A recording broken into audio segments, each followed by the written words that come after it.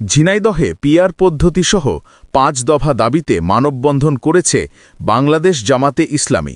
বুধবার সকাল ১০টার দিকে শহরের পায়রা চত্বরে জেলা জামায়াতের উদ্যোগে এ মানববন্ধন কর্মসূচি অনুষ্ঠিত হয়।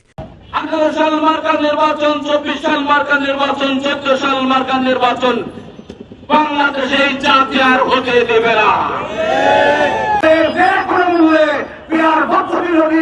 আপনারা দেওয়ালে গড়িমিশি করেন, জুলাই সনদকে বিধিবদ্ধ না করেন, আর ফ্যাসিবাদের দোষর জাতীয় পার্টি সহ তাদের সমস্ত নেতাদের বিরুদ্ধে ঘোষণা না করেন, তাহলে শুধু মানব কর্মসূচি বন্ধন কর্মসূচির মধ্যে আমাদের কর্মসূচি সীমাবদ্ধ থাকবে না।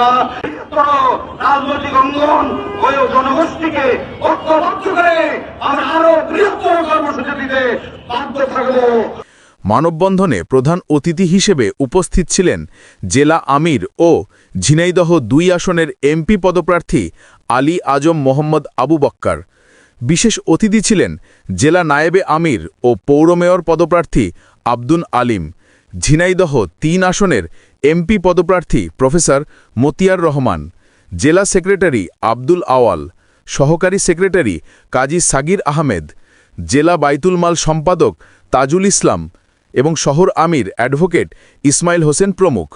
বক্তারা বলেন, জনগণের ভোটাধিকার প্রতিষ্ঠা ও গণতান্ত্রিক ব্যবস্থা সুসংহত করতে পিআর পদ্ধতির কোনো বিকল্প নেই।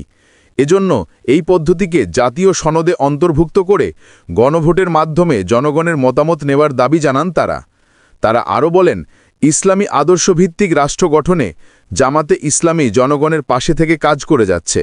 বক্তারা আশাবাদ ব্যক্ত করে বলেন, আগামীতে ইনশাআল্লাহ জামাতে ইসলামী রাষ্ট্রীয় ক্ষমতায় যাবে এবং দেশে ন্যায়ভিত্তিক শাসন ব্যবস্থা প্রতিষ্ঠা করবে।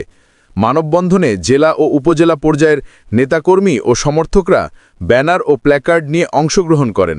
Islamic TV, Jhenaidah.